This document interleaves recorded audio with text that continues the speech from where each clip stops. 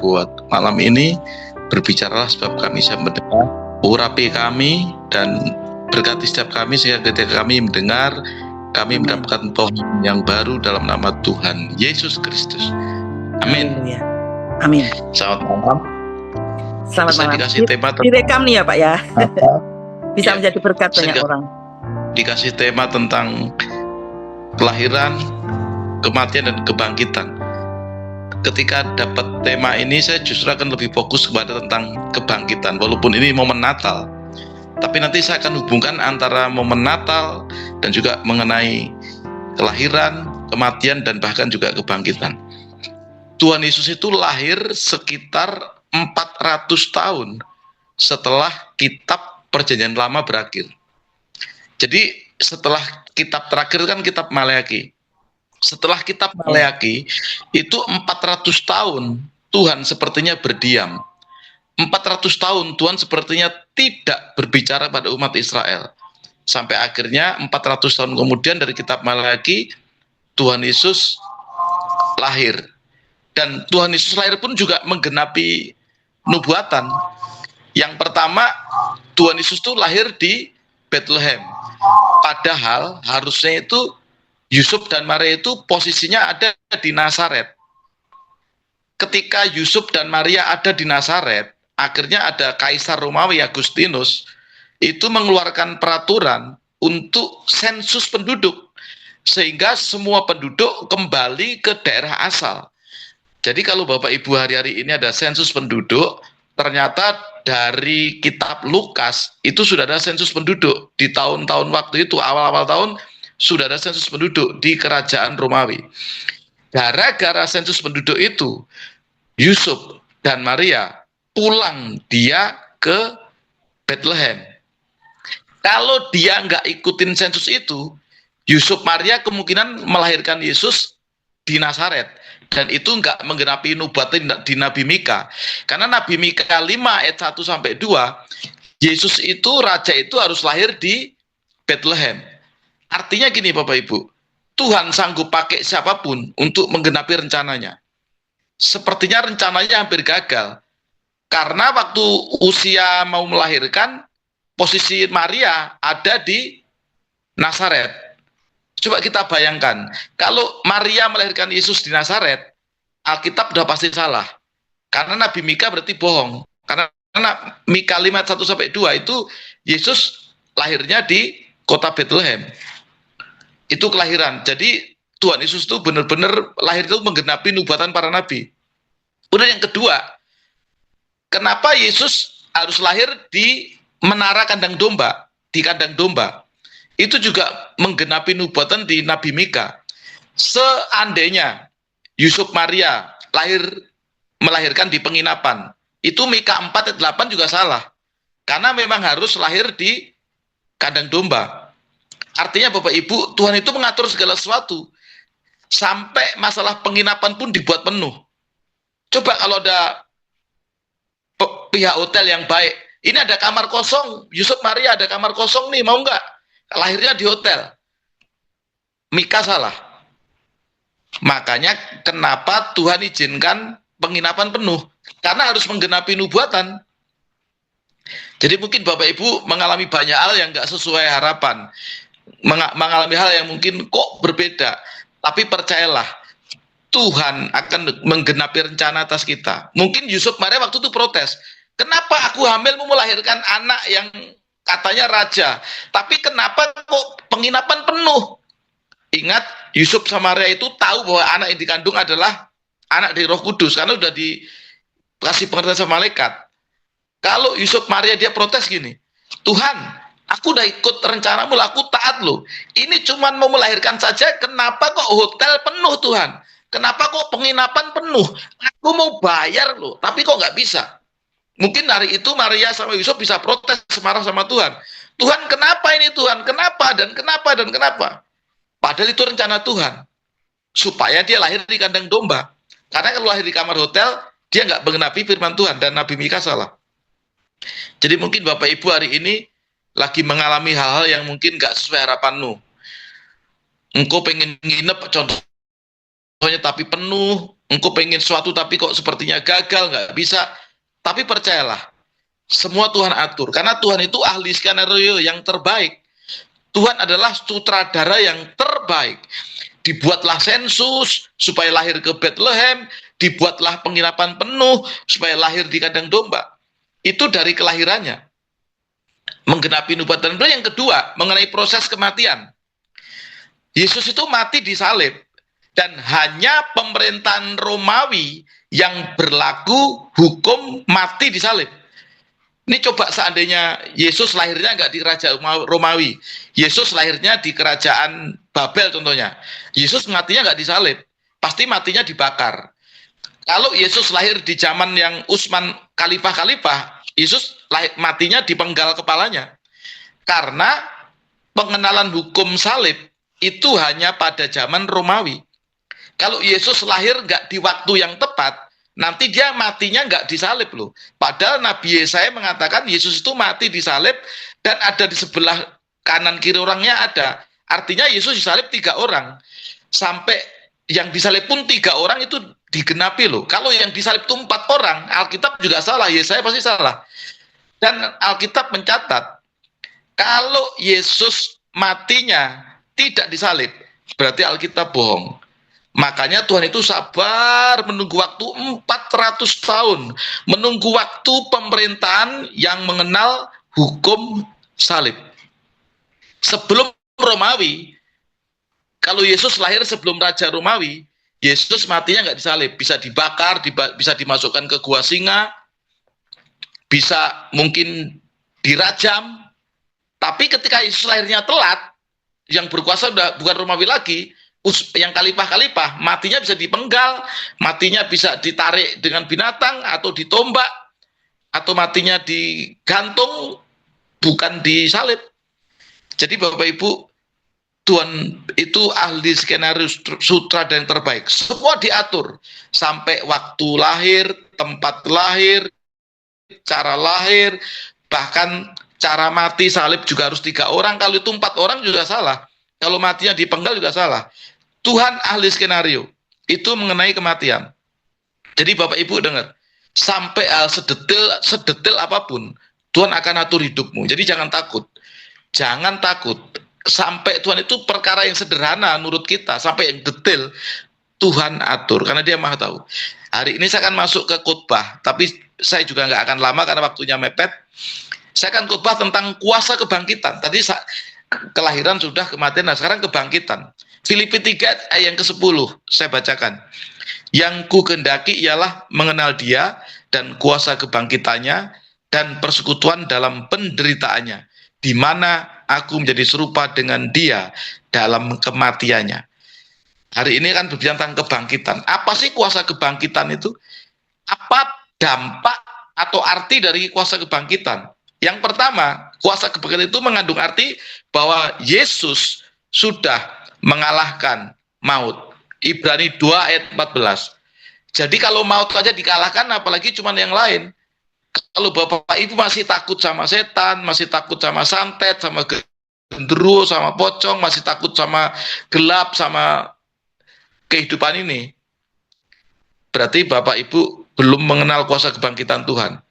Jadi jangan takut, mau hantu belawu, setan belang kayak, mau disantet kayak, mau diguna-guna, mau diapapun, jangan takut. Sebab Tuhan sudah mengalahkan maut. Amin Bapak Ibu. Jadi jangan takut. Maut aja dikalahkan. Apalagi hal-hal yang sepele. Maut loh. Bahkan seperti menantang, hei maut, di mana sengatmu? Maut gak punya kuasa. Maut gak punya kekuatan. Karena sudah dipatahkan oleh kebangkitan Tuhan Yesus. Kemudian kuasa kebangkitan yang kedua artinya ada pengampunan dan keselamatan. 1 Korintus 15 ayat 17. Bapak Ibu nanti baca saja, ini singkat. Gara-gara Yesus bangkit, kita ada pengampunan dan diselamatkan. Kita itu harusnya mati masuk neraka, tapi menjadi mati masuk surga nanti. Kenapa? Karena Yesus harusnya dia hidup tapi jadi mati buat kita. Yesus menebus segala dosa dan kesalahan kita. Saya ini kadangkala ngajar di anak SMP, saya ini unik. Saya guru agama Kristen di SMP. Nah, anak SMP itu kadangkala nggak punya iman yang kuat. Saya tanya, nanti kalau mati masuk mana? Bingung. Saya tanya anak-anak SMP, ada cewek, nanti kamu kalau cowok ganteng, baik, kaya, tapi nyuruh kamu ikut dia ninggalin Yesus, kamu mau nggak? Banyak yang nggak apa-apa. Jadi mereka nggak ngerti tentang keselamatan. Makanya saya ngajar agama yang Kristen SMP itu, pertama tujuannya ngajar doktrin tentang iman keselamatan, supaya mereka itu yakin bahwa di luar Yesus tidak ada keselamatan, hanya Yesus satu-satunya jalan keselamatan. Tapi saya juga seorang gembala, jadi saya juga ngajar umum. Saya juga seorang dosen di STT Teologi, dan saya juga guru agama di PTIK, Perguruan Tinggi Ilmu Kepolisian. Jadi saya ngajar polisi-polisi yang IPTU AKP itu, jadi guru agama. Jadi saya banyak, mungkin saya salah satu orang yang teriak-teriak di PTIK supaya nanti kalau jadi jenderal itu jadi jenderal yang jadi berkat, karena yang saya ajar kan mahasiswa PTIK yang Kristen semua. Jadi guru agamanya polisi juga.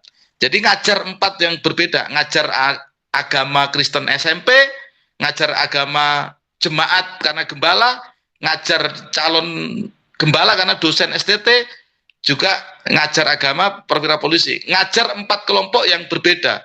Dan itu kadang-kala pusing nyapinya. Belum kalau ngajar sekolah minggu lebih susah. Ngajar sekolah minggu itu lebih susah. Saya lebih enak ngajar calon jenderal polisi, lebih enak. Ngajar calon pendeta gembala STT, lebih enak. Ngajar SMP itu susah loh, apalagi ngajar anak sekolah minggu. Makanya saya salut sama pelayanan guru sekolah minggu. Saya nyerah. Tapi saya percaya semua punya berkat masing-masing. Gara-gara Yesus mati, kita diselamatkan. Saya ngajar doktrin karena ternyata banyak anak SMP juga nggak ngerti nanti mati masuk mana. Bahkan ada perwira polisi juga saya tanya, saya bilang, kalau seandainya kamu dikasih jabatan tinggi, dikasih promosi nanti jadi jenderal, tapi tinggalkan Tuhan Yesusmu, jawabanmu apa?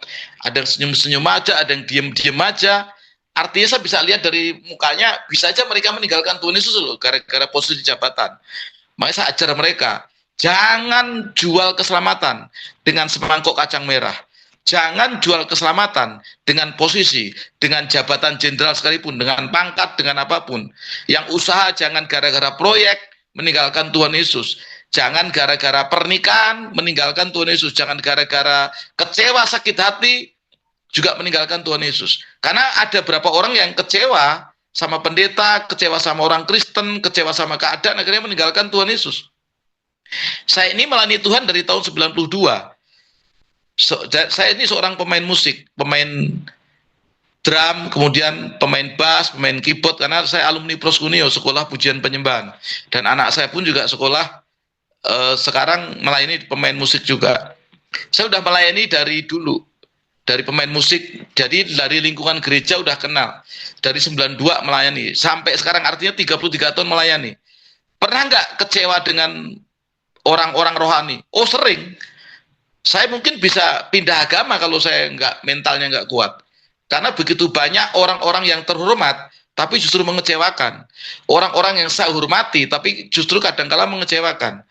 Kalau gara-gara kecewa kita udah mundur, Pak, itu kita nggak punya mental yang baik. Tapi bukan berarti kita nggak pernah kecewa. Kita pernah kecewa, tapi jangan sampai kekecewaan itu menguasai hidup kita.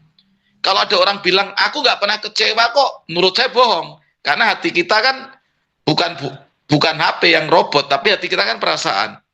Siapa di sini nggak pernah tersinggung, nggak pernah sakit hati, nggak pernah kecewa?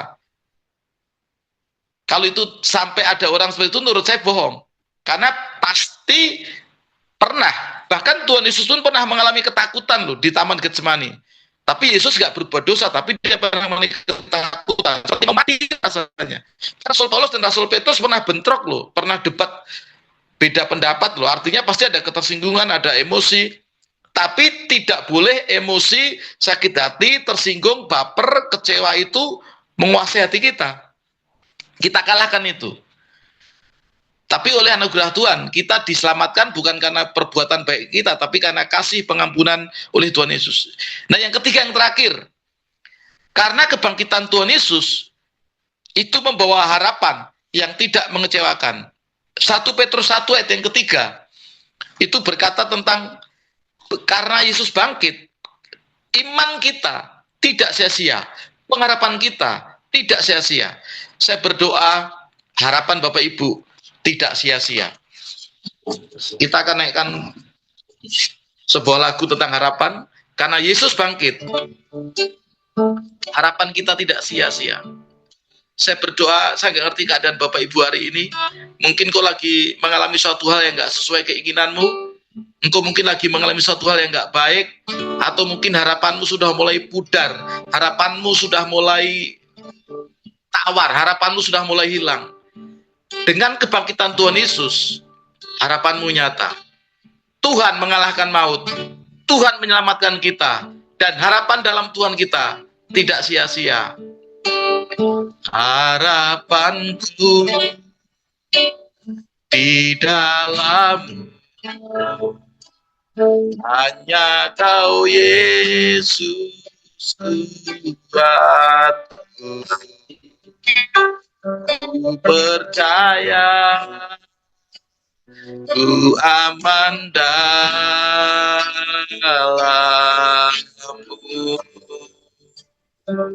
Harapanku, harapanku di dalam hanya Kau Yesus, hanya Kau Yesus Tuhan. Ku percaya, ku aman dalam. Tak pernah gagal, tak pernah gagal rencanamu. Terangi jalanku, kuasa-Mu sempurna. Pengharapanku takkan hilang. Masa depan dalam harapanku di dalam-Mu. Hanya Kau Yesus kuatku. Ku percaya, ku aman dalam.